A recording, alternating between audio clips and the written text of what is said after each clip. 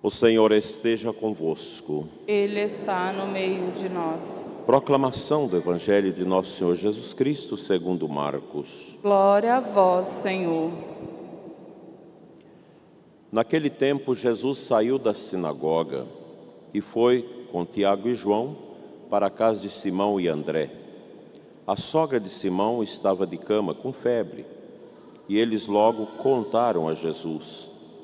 E ele se aproximou, segurou sua mão e ajudou-a a levantar-se.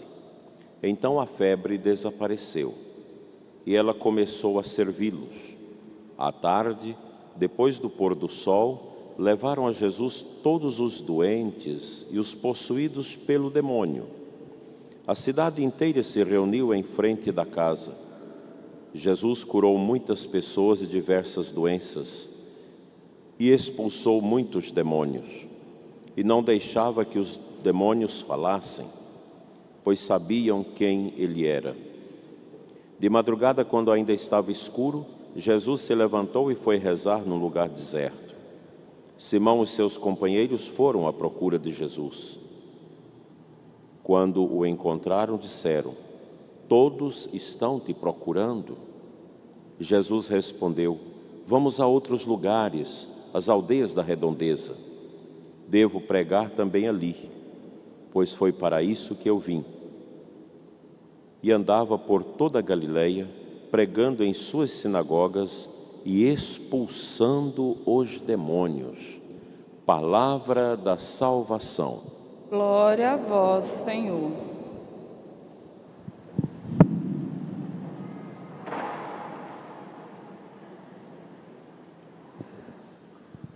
Amados irmãos, queridos ouvintes, internautas,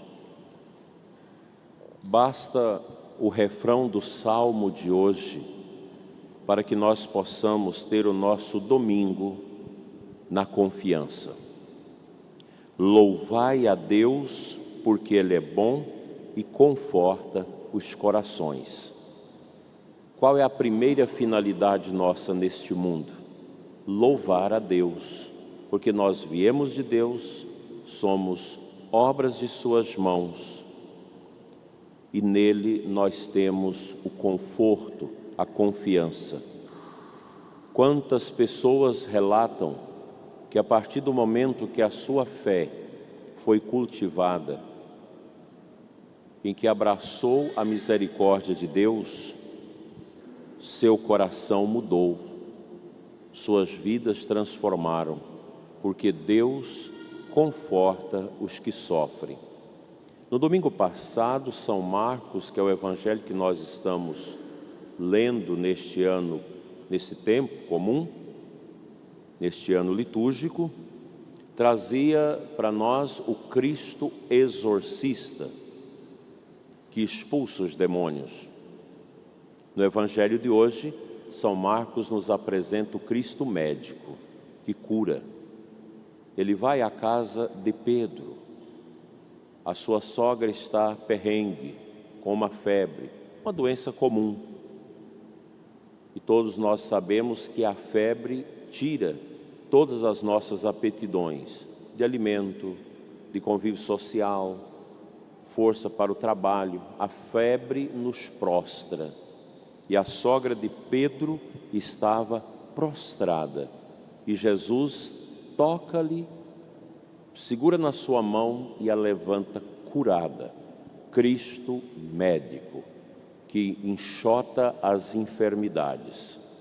E a sogra de Pedro, imediatamente curada, começa a servi-los.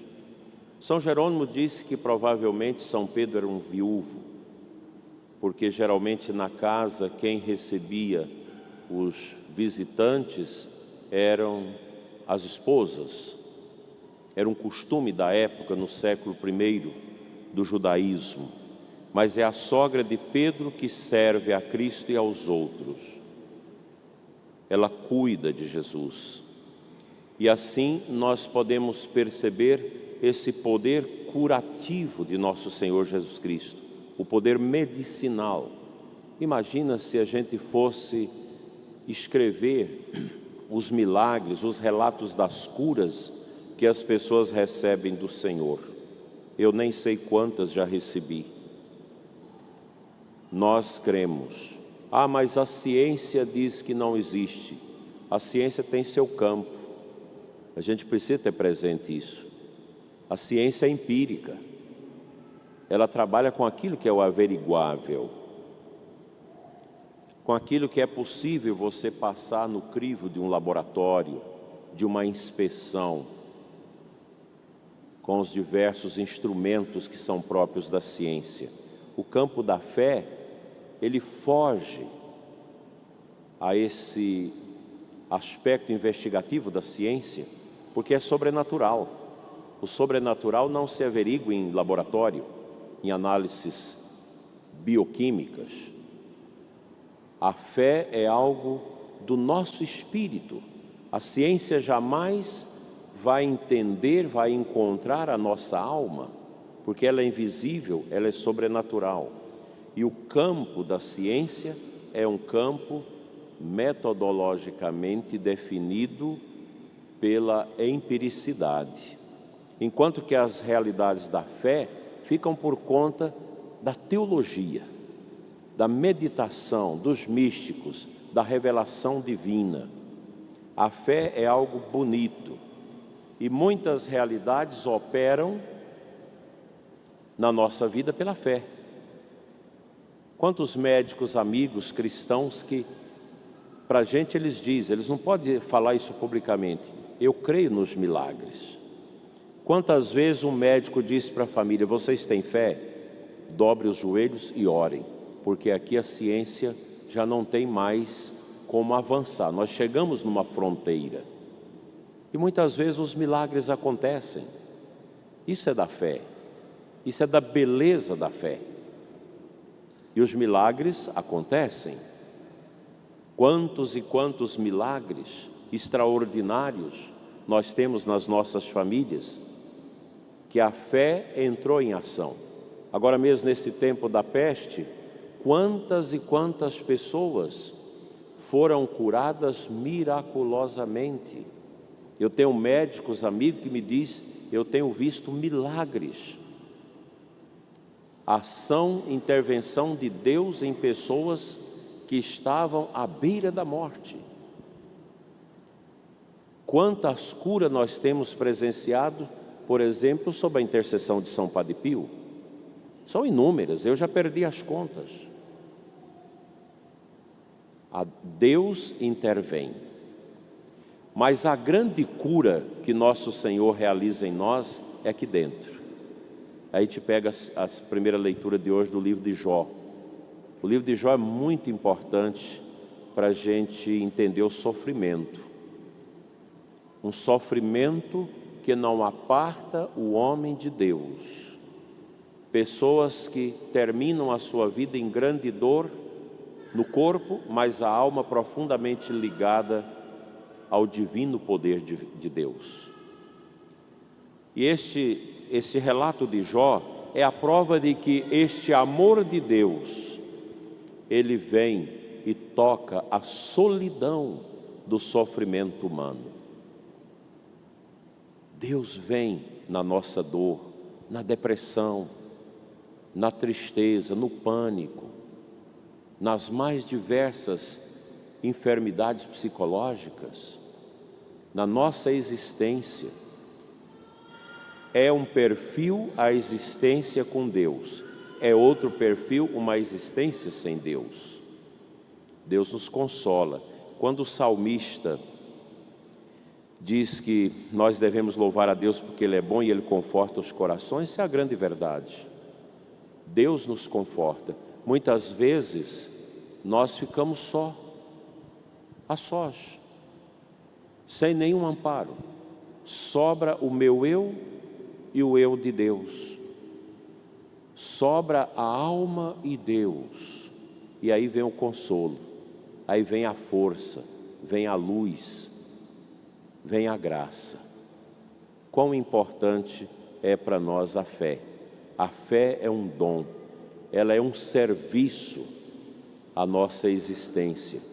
Existir com fé faz a diferença.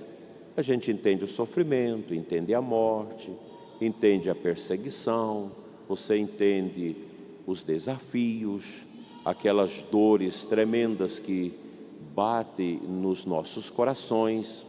Você entende a sua missão. Veja que a fé não é uma alienação,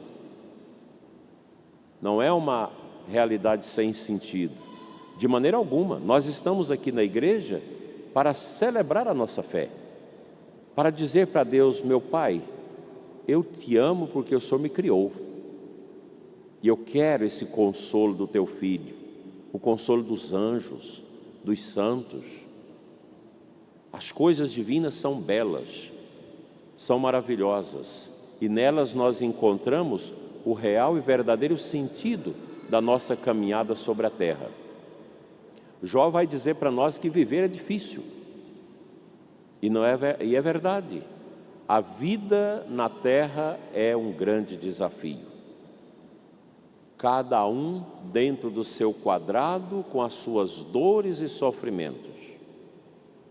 Uns mais, outros menos.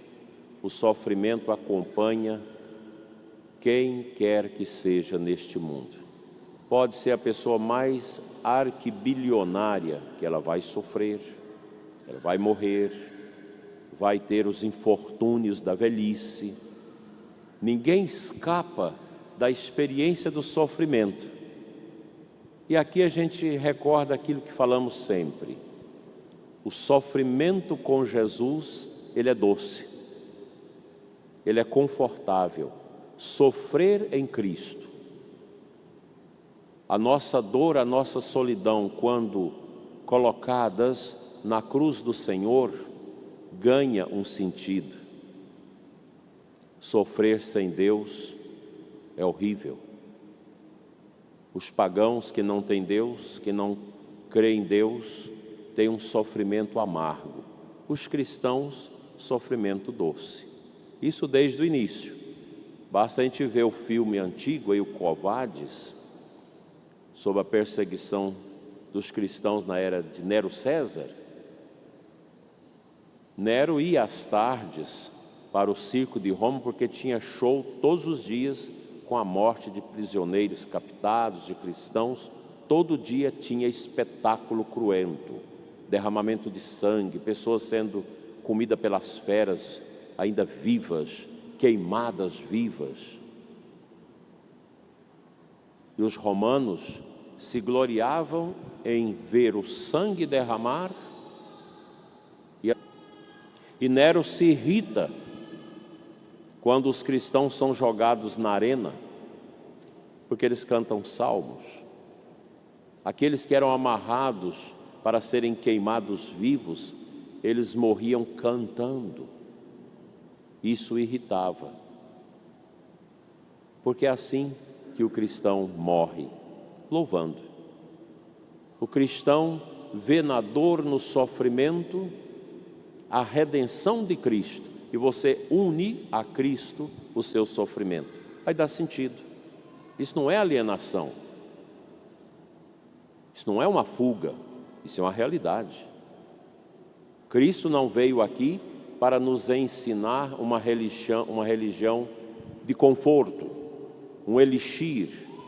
Não, Jesus veio trazer para nós a realidade da superação de algo que o pecado destruiu, que é a beleza da pessoa humana. O sofrimento ganha sentido quando nós o colocamos nas chagas de nosso Senhor. Ser cristão é algo muito bonito, difícil, mas profundamente consolador e confortador. Ser cristão é ser esta testemunha viva do amor de Deus. E São Paulo diz para nós: ai de mim se eu não evangelizar. Evangelizar é isso, é testemunhar: o meu Deus me conforta. Eu perdi tudo, mas não perdi minha fé. Eu não tenho mais saúde, mas tenho uma alma limpa com Deus. Eu estou a sofrer, mas Cristo sofre nas minhas dores. Dom Henrique, quando foi para a intubação, já sabendo que ia morrer, ele disse, depois de receber a unção e a comunhão, estou pronto. É isso. O cristão deve estar sempre pronto.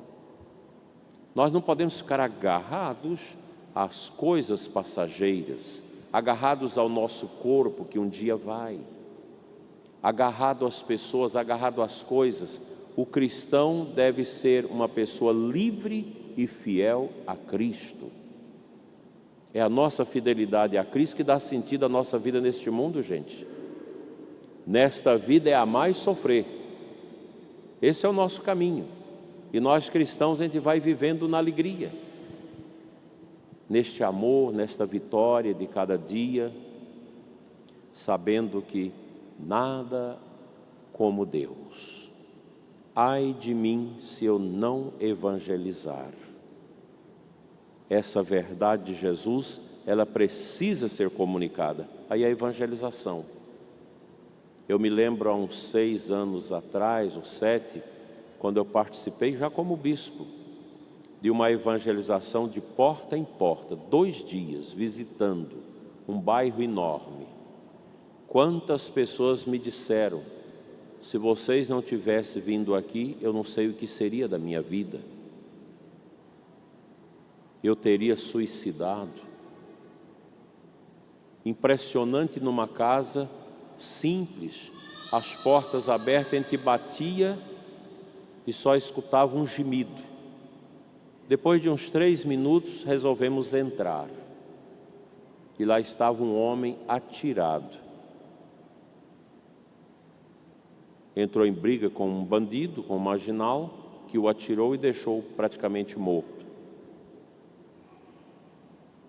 Salvamos a vida daquele homem. E depois ele me disse, se vocês não tivessem ido lá, eu tinha morrido.